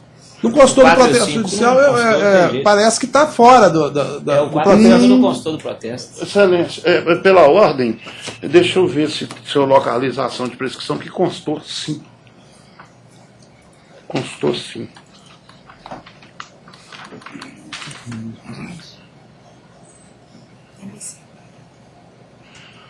Recebimento dos índices de acréscimos salariais relativos ao PCS, aos anuênios, conforme explicitado acima. PCS é PCS. O PCS abordou duas questões. O PCS da promoção por merecimento que não foi concedida, e o PCS na questão dos interstícios, que foi prejudicado todo o funcionalismo do banco. Data vênia está aqui na folha 39, mas tem outro fundamento também, tem outro fundamento, a súmula 275.2 do Colente ST, que é pedido de reenquadramento, a pressão é total, também não se trata de pedido de retificação da CTPS, mas sim de registro funcional. São vários fundamentos que o relator está abordando aqui, e eu sou revisor desse processo, né? Eu estou acompanhando o voto, registro também o recebimento memorial, que recebi pessoalmente de Vossa Excelência, examinei, mas eu estou acompanhando o relator da tabela. Doutora Neymar. Eu também estou acompanhando o relator. Então assim se decide a unanimidade. Obrigado, bom dia. Bom dia. Doutor, nós vamos apregoar 2 processos de suspeição do doutor Berg, para aproveitar aqui a presença do colega Antônio Gomes, a quem a gente agradece de antemão, viu, pelo ter atendido a solicitação da turma, vem colaborar conosco para julgar 2 processos de suspeição do doutor Berg. Número 48 da pauta, RO 2071-2011, relator doutor Enemar, revisor doutor Rogério. 48. Eu fico vencido só no 477, parece, né? Vossa Excelência também, doutor Antônio, pelo que eu vi lá na quinta-feira, Vossa Excelência também entende que é ato complexo. Eu estou ficando vencido aqui só no 477. Eu ia até perguntar ao doutor Anemar, essa indenização até subiria para 10 mil do presidente. Subiria? Eu acho que a discriminação aqui foi tão flagrante, mas aquela questão dos banheiros. Mas a empresa pequena. É pequena, não, acho que é PVC, não. É Telemar, TNE.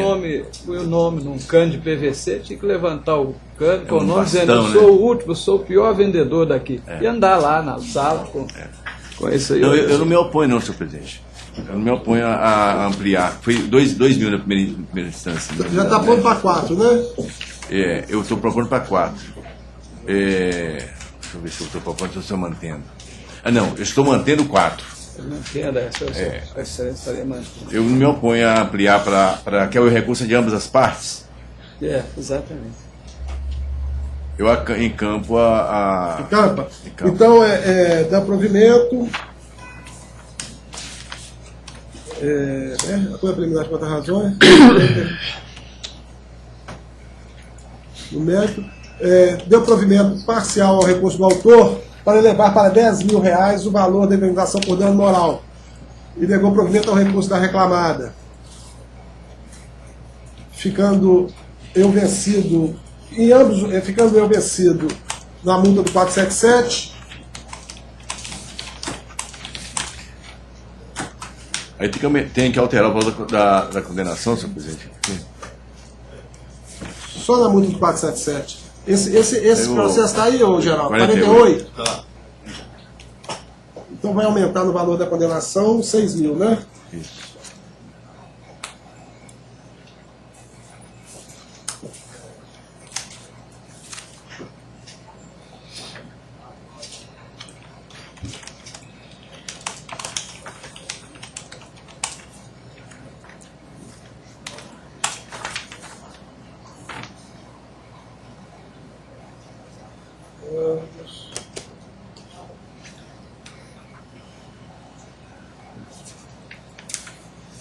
Elevou o valor da condenação para 17 mil.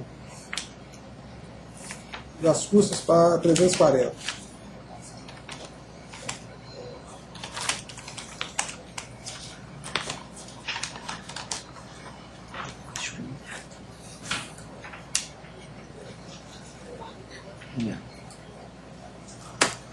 Neste aspecto, Também fico vencido também nesse ponto. Mantinha a sentença nesse ponto. Presidente, eu fico vencido na multa. Número 49 da pauta. Não, ele está mantendo a multa. Eu estou vencido porque eu excluí. Número 49 da pauta, RO 2209-2011, relator doutor Anemar, revisor doutor Rogério. Esse é o 49, né? Sim. Vou pegar ele aqui. 49 eu estou de acordo, doutor Antônio Gomes. Eu tenho julgado, só fico vencido no artigo 384 da CLT. Isso não aplica. Não aplica. Vencido, doutor Antônio Gomes, quanto à aplicação do artigo 384 do CPC. Da CLT. Da CLT. Vossa Excelência entende que é discriminação do homem, né? É uma discriminação. Aliás, se for olhar por aí, eu comecei a mudar muito. Tem que aplicar os homens. Eu estou invertendo. Dia Internacional do Homem não existe ainda. Vamos propor, né? Embargos de declaração, número 1894-2010-148. Relator doutor Rogério, segundo votante doutor Anemar. Eu estou de acordo com... É D, doutor Antônio Gomes. É D, o ED... 1894. Então essa é a decisão unânime.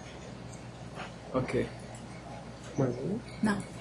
Doutor Antônio, mais uma vez nós agradecemos. Peço licença para me retirar e trabalhar em outros processos. Em outras lavouras. E nós agradecemos. Obrigado. Principalmente o doutor Berg agradece muito. Doutor Antônio, além de ser um amigo, né? Companheiro aí. Número 41 da pauta, RO 1775-2011. Relator doutor Anemar, revisor doutor Jorge. Inscrita doutora Helena. 41. Doutor Anemar, 41. 41, senhor presidente. Na conclusão, estou conhecendo o recurso ordinário no mérito, negando-lhe provimento. Conheceu e negou provimento, a senhora fala pela recorrente. Pela recorrente, a senhora tem a palavra. Sim. Bom dia, eminente relator. Bom dia, demais seletíssimos senhores julgadores. Gostaria de informar-lhes que juntei meu subestabelecimento hoje, agora cedo. Trata-se de ação trabalhista, onde o reclamante pleiteia pagamento de horas extras referente à supressão do intervalo entre a jornada, o que foi deferido em primeira instância. Todavia, a respeitável sentença merece ser reformada, pois, em defesa, a recorrente confirma que eram suprimidos o intervalo entre a jornada, contudo, eram pagas horas extras referentes à supressão. Em sede de impugnação, o reclamante inova, alegando que as horas extras pagas nos olerites juntados à defesa referem-se a feriados trabalhados. Contudo, não se pode admitir tal afirmação. Percebe-se, de acordo com os olerites, que em determinados meses, em vários meses em que não haviam feriados, ainda eram pagas as horas extras. Ainda em meses que haviam feriados, se computadas as horas extras, percebe-se que excediam o pagamento das horas extras mensais. Ainda, o reclamante trabalhava no regime 12/36, ou seja, ou ele trabalhava de 19 à meia-noite em dia de feriado, ou trabalhava de meia-noite às 7 da manhã em dia de feriado. Computando todas essas horas, ainda no final do mês, as horas pagas nos olerites excediam aos feriados em que alega. Ademais, É de entendimento do TST já pacificado que o regime 12/36 não comporta a dobra salarial referente a labor em feriado. Ou seja, não poderiam tratar-se os olerites de tais verbas. Ademais, eminentes julgadores, caso não seja esse o entendimento de Vossas Excelências, requeremos que seja compensado as horas excedentes aos feriados pagos, pois conforme já elucidei, se computarem os feriados, ainda excedem horas que foram pagas mensalmente, constando nos olerites. É o que se pede. Pois não. Doutor Neymar, algum esclarecimento? Não, sobre a questão que é recorrente, ser devido feriado, mesmo na jornada 36, a jurisprudência está enquanto pacífica no sentido contrário, entendendo que há devido, não há uma discriminação para o trabalhador que não trabalha no dia de feriado e recebe integralmente. Quanto à questão da matéria citada aqui, intervalo entre a jornada, o pagamento é integral e como hora extra, também foi abordado aqui no recurso, o voto está disponível para a doutora, se ela quiser. Eu mantenho o voto. De acordo. Eu também estou de acordo. As questões foram todas examinadas, viu, doutora? Se a Excelência quiser, está disponível o voto. Viu? Tá bom. Obrigado, bom dia. Número 200 da pauta, RO 1540-2010. Relator, doutor Rogério. Revisor, doutora Neymar. Inscrito, doutor João Luiz. Fala pelo reclamante. Segundo recorrente. Pelo segundo recorrente. Essa que tem divergência? Não. Não. Eu conheço de ambos os recursos, nego esse provimento e determino a remessa de cópia do acordo para os endereços eletrônicos da Procuradoria Regional Federal de Minas e do Colégio Tribunal Superior do Trabalho, na forma recomendada pela GPCGJT número 2/2011. É o meu voto. Conheço o provimento. Qual é a fundamentação da remessa, do acordo? É acidente de trabalho, né, para subsidiar a ação de regresso, é aquela providência que... Recomendação conjunta. A relação, tanto o Tribunal Superior do Trabalho quanto a Procuradoria Regional Federal estão solicitando para subsidiar aquelas ações de regresso contra o empregador quando reconhecida a culpa pelo acidente de trabalho. Tá certo. Eu aguardaria algum voto, pelo visto, Vossa Excelência nega provimento ao recurso do reclamante. Estou negando a ambos, estou confirmando a sentença. Tá. Nesse caso, Vossa Excelência me deferiria eventual sustentação em voto divergente? Pois não, doutor Neymar. Eu estou acompanhando o voto do relator. Doutor Berg. De acordo. Então a decisão é unânime. Pois não. Do voto do relator. Número 52 da pauta, RO 175-2012. Relator, doutora Neymar. Inscrito, doutor Bernardo. Essa matéria é aquela nossa Essa antiga da Total. Cadavieira, né? Daquele da Já está acabando já agora também, né? Tá quase acabando. Tá acabando, tá? Doutora Neymar, 52. Eu vou dar uma revisão, reolhada nos autos aqui. Pois não. Em razão de uma observação que eu fiz aqui mais cedo. Aqui, ó. O processo está... Só...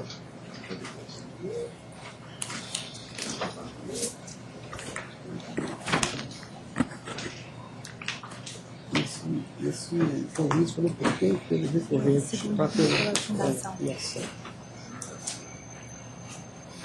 Ela não teve dano moral, não. Isso é apenas insalubridade.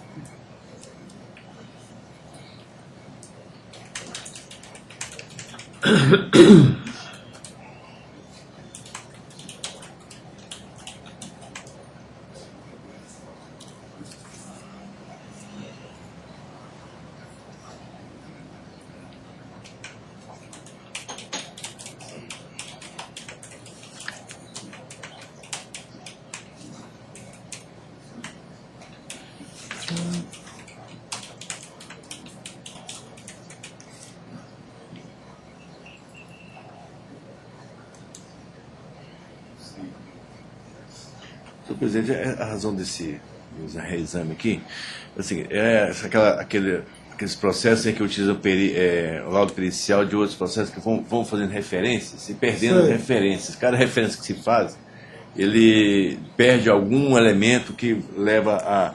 Eu revendo esse voto, a matéria que trata da insalubridade por exposição a calor, a trabalho a céu aberto. Céu aberto. Né? E nesse sentido, existe a súmula 173, que diz que não há insalubridade nessa hipótese, porque não caracteriza que não se encontra presente aquelas situações previstas em NR15. Então, por essa razão, ele olha só que a sentença que faz aqui. Vamos ter mais outra combinação. Vou liberar a sentença.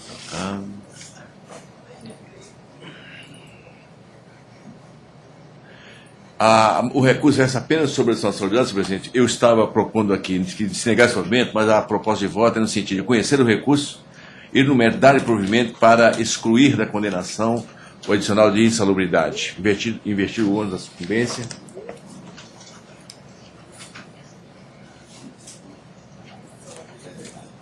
Está aplicando a súmula do TST, o 103. E os fundamentos eu acrescento na certidão posteriormente no gabinete, só para explicar para o advogado.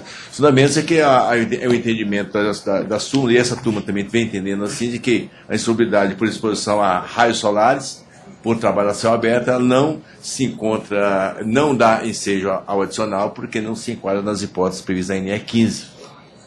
E por essa razão estou provendo o recurso. O senhor fala pela empresa? Pela empresa. Doutor Berg, está de acordo? Estou de acordo. Eu também de acordo, a decisão é unânime.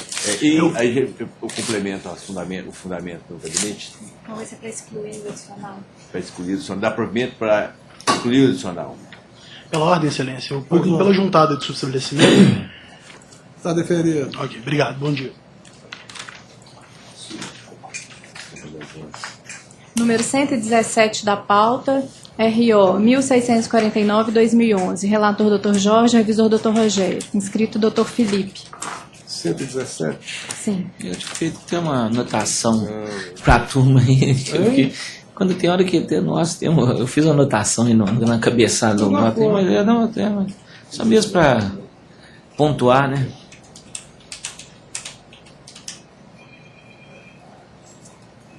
Tá pelo recorrente?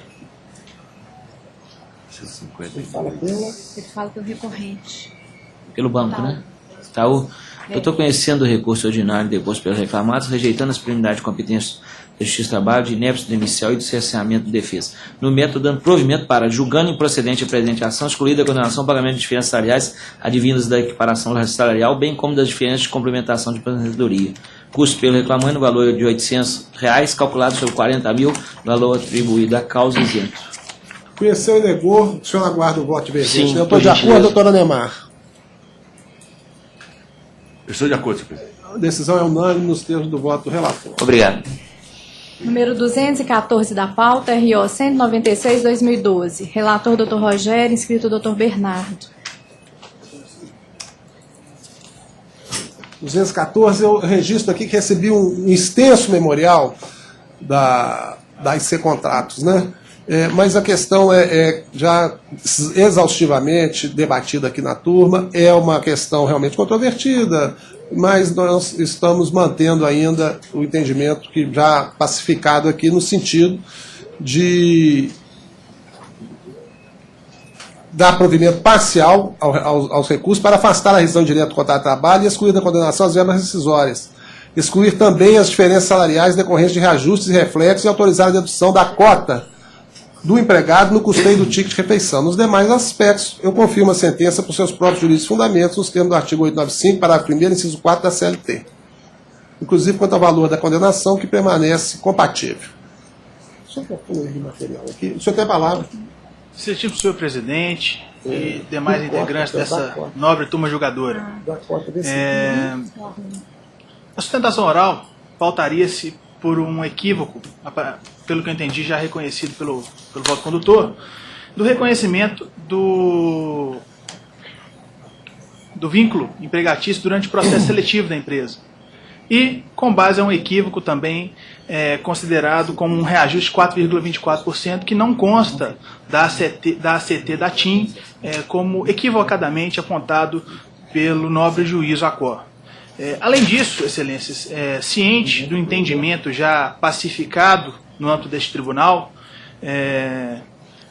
eu gostaria de chamar a atenção apenas para um caso específico, pois certamente trabalharemos sob esse viés daqui para frente. O silogismo feito para se reconhecer essa ilicitude da terceirização no caso específico da minha constituinte, que é a AIC Centro de Contatos, é um silogismo muito delicado, pois torna passível o reconhecimento dessa ilicitude em todo e qualquer contrato firmado pela empresa. A AIC, até reclamando aqui um argumento histórico, não é uma empresa ligada às teles, em que a terceirização ocorreu num contexto de precarização do ambiente de trabalho. A AIC é uma empresa exclusivamente de Business Process Outsourcing, e que tem contrato não só com a TIM, como é o caso desses autos, mas como a CEMIG, a Prefeitura de Belo Horizonte, a Unimed, e muitas instituições financeiras e muitas outras empresas no mercado. Portanto, no nosso ponto de vista, esse silogismo puro e simples de que constitui atividade fim é muito perigoso porque suplanta totalmente o objeto social da empresa. Então, com essas considerações, aliados às considerações do nobre voto condutor, roga que Vossa Excelência pratique a sua costumeira justiça. Pois não, doutora Neymar. Eu estou com o voto do relator. Doutor Berg. Então a decisão é unânime, nos termos do voto do relator. Obrigado, Excelência. Bom dia. Se decide, bom dia. Número 206 da pauta, RO 1936-2011. Relator, doutor Rogério, revisor, doutora Neymar. Doutora Silmara apenas assistirá ao julgamento. Pois não, o registro também é recebimento memorial. Eu conheço e nego provimento ao recurso. Doutora Neymar. Eu acompanho o voto do relator. Doutor de acordo. Também, decisão unânime. Número 86 da pauta, RO 665-2011. Relator, doutor Jorge, revisor, doutor Rogério. Inscrita, doutora Carla. 86, né? 86. Doutor Ademar. Não, doutor Jorge. Estou conhecendo o regente da primeira licenciada minha defesa e nego provimentos. Negou provimento, a senhora fala pela empresa. Pela empresa? Sim. Doutora Ademar. sou eu. E doutor de acordo, doutora Ademar? De acordo. Eu também, então a decisão é unânime, viu, doutora? Obrigada, bom dia. Número 15 da pauta, RO 777-2010, relator doutora Neymar, revisor doutor Jorge, escrito doutor Vincenzo. 15 da pauta, doutora Neymar.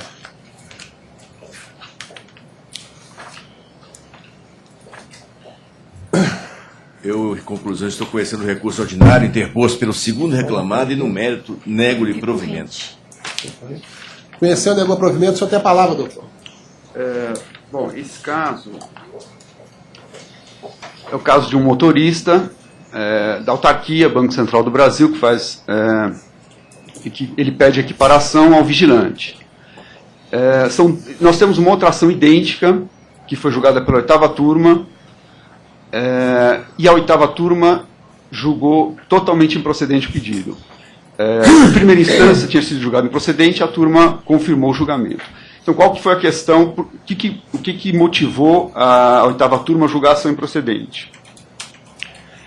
É que o reclamante ele não atende a nenhum dos requisitos, né, que a lei exige e que o contrato de licitação exige para a função de vigilante. Quer dizer, ele não trabalhava armado e, sobretudo, ele não tinha a função de fazer a proteção do bem.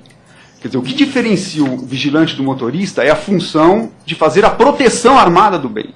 Então, ele não tinha porte de arma, não tinha habilitação para isso, e não fazia esta guarda armada do bem. Doutor, se me permite, só para esclarecer, que só para até facilitar a citação, porque essa matéria ela foi examinada e submetida ao TST, determinou a reexame da questão com relação à resposta subsidiária. Só essa matéria está sendo examinada agora nesse recurso. As demais já existe coisa julgada a respeito.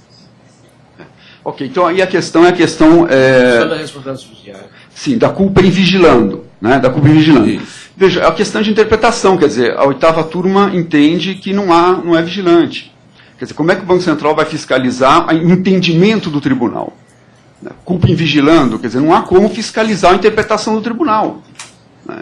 O Banco Central entende que ele é motorista, ele foi contratado para ser motorista, ele dirige caminhão, ele não faz guarda armada, ele não tem essa função. Quer dizer, como é que nós vamos fiscalizar isso? É um entendimento, é questão de entendimento do direito. Não há como dizer que o banco falhou na fiscalização. O banco tem esse entendimento de que a lei não se aplica ao Banco Central, autarquia federal. Então é uma questão de direito. Não há como fiscalizar isso.